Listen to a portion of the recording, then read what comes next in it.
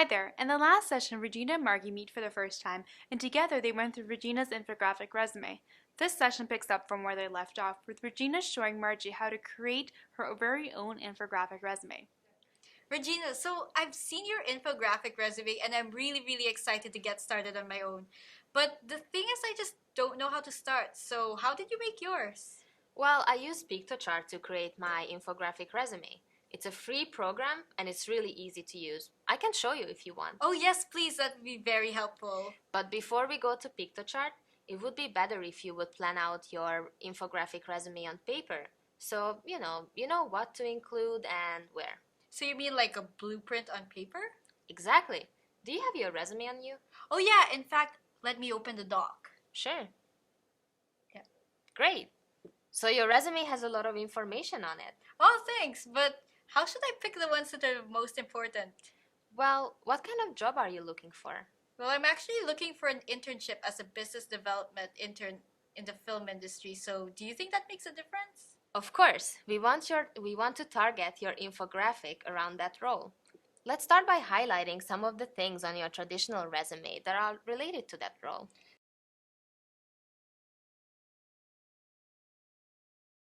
So I think I should include my education. I don't have any work experience, but I have lots of volunteer experiences though that I would like to include. Mhm. I also have awards as well and some skills and abilities that I have listed over here. Okay, good. Now that it's all done, let's start mapping it out on a piece of paper.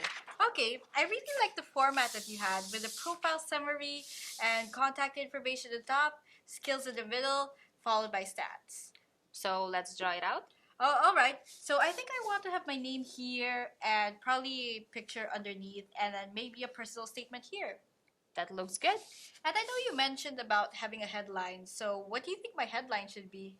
You said you were looking for a business development in the film industry, right? Yeah. So how about Margie McBeating, your ideal business intern? Yeah, that looks good. I like that. So let's put it here.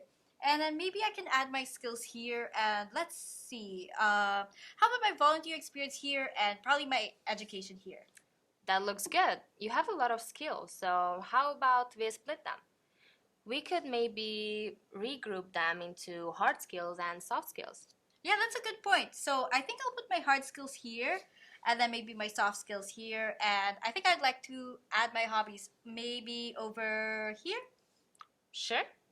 Okay, I think that's it. And what about your contact information? Oh, wait, I forgot about that. So I think I'll just add it right here.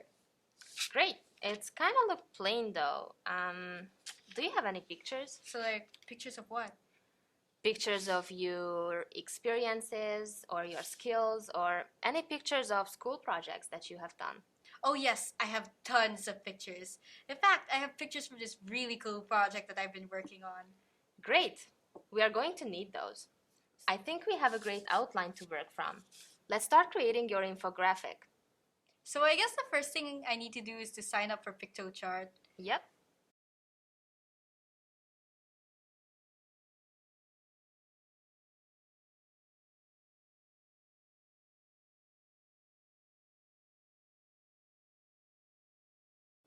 Okay, so now that I'm signed up, what do I do next? Okay, here are some free templates that you can use or you can create your own. I created my own, but for starting, it's easier to use one of the templates. Oh, but then again, I want to work in the film industry, and I guess it's easier to start from scratch to show my creativity. That's a great point, and creating your own is not too hard. I can show you. All right, let's create one together. Yeah, so we already have a plan which will make this easier. As you can see, there are different blocks which are great for organizing your information. To start editing, you simply click on the block and start adding your information. Okay, let's start with my name. Wait, how did you add the image behind the picture? That's easy. On the left-hand side, you see the tabs for graphics, uploads, background, text, and tools. You will use these to add graphics, text, charts, and other stuff. To add an image behind your name, you click on icons and you can search for graphics. For example, you can type Banner, and select the one you like. Then stretch it to the size you want and move it to the location you like. Oh, okay. But wait. Where did my name go? It's just behind the image. You can bring it forward by selecting Text Box and pressing the Arrange tab and selecting Bring Forward. Oh, just like PowerPoint. Exactly. So if I want to add in my profile summary, do I just have to go to text and then select a text box and then start typing in my profile summary? Yep. And you can always change the font and the size too.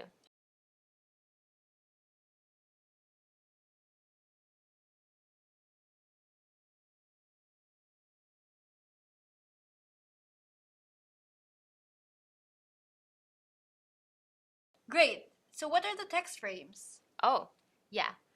You can use them to make your text stand out. So instead of a banner we use for your name, you could have selected one of these. The only problem with this is the text box is pre-made. So if you type something longer, the text becomes smaller.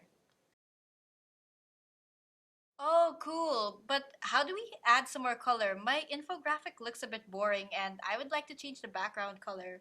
That can be done.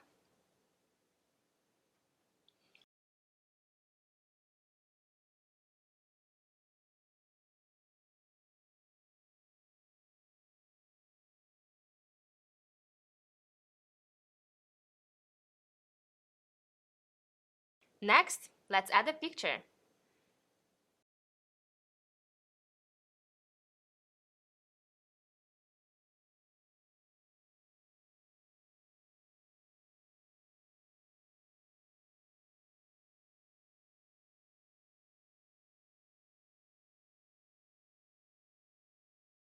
And you can add a frame to your pictures as well.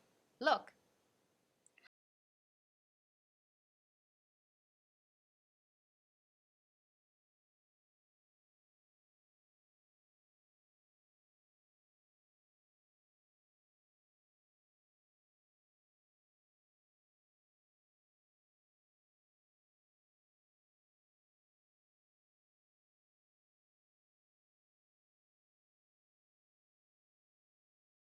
Oh my gosh, great! It's starting to look a lot like an infographic resume already. Now wait, let's move on to the next block and start adding in the rest. How did you add those cool graphics? I just went to Icon and did a keyword search and selected the picture I liked. Because I didn't want mine to be too colorful, I changed the color so that they all look the same. Okay, we move the blocks around or adjust the size. The top section looks a bit too jam-packed. Of course. Oh, okay. I think I have the hang of it now. Like I said, it's really simple to use and you just have to play around with it. And if you have any questions, you can always go to the FAQ section and search for answers.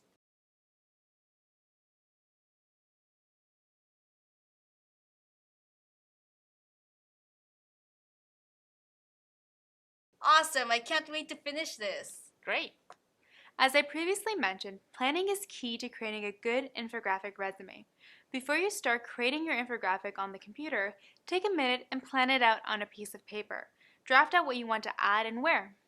This process will allow you to organize your ideas, pinpoint new elements you want to include, and work through any problems that might arise, like having too much information in one section and not enough in another. It also helps plan out the flow of your infographic resume. It's a good idea to start from the top and work your way down, and remember to always keep your audience in mind. Check out the additional resources to guide you through the process of creating your very own infographic resume. Happy designing!